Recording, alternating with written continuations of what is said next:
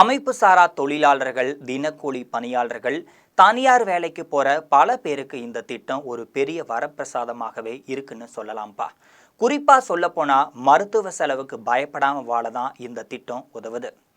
வேலை நிலை இல்லாதவர்களுக்கு இ-சர்ம் கார்டும் இதனால என்ன பயனும் அப்படிங்கிறத பார்க்கலாம்.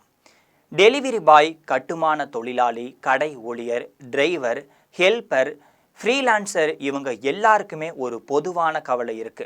அது என்னன்னா, நாளைக்கு வேலை இருக்குமா இல்லையா அப்படிங்கிற கவலை தான். அதற்காக ஒரு தீர்வாக தான் வந்திருக்கு இ-ஸ்கிராம் கார்டு.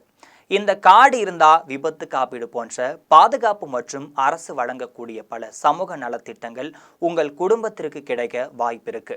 வேலை நிரந்தரம் இல்லை என்றாலும் அரசு தரும் பாதுகாப்பு மன நிம்மதியை தரும்னே சொல்லலாம். அடுத்ததாக இபிஎஃப், இஎஸ்ஐ பிடித்தம் இல்லா பாதுகாப்பு. ரூபாய் 25,000க்கு குறைவாக சம்பளம் வாங்குற பல தனியார் ஊழியர்களுக்கு இபிஎஃப், ஏசி இருக்குது. சிலருக்கு தோணும் சம்பளத்திலேயே பிடிச்சுக்கிறாங்கன்னு. ஆனால் உண்மை என்னன்னா, இபிஎஃப் உங்கள் ஓய்வு கால சேமிப்பு, குறைந்த சம்பளத்திலிருந்தே எதிர்காலத்திற்கான பெரிய தொகை. இஎஸ்ஐ மூலம் குறைந்த செலவில் சில நேரங்களில் இலவசமாகவே மருத்துவ சிகிச்சை கிடைக்கும். அதனால தான் இபிஎஃப், இஎஸ்ஐ சம்பளம் பிடித்தம் என்னும் நினைக்காம பாதுகாப்பு திட்டம்னு நினைச்சுக்கோங்க, அவ்வளவுதான்.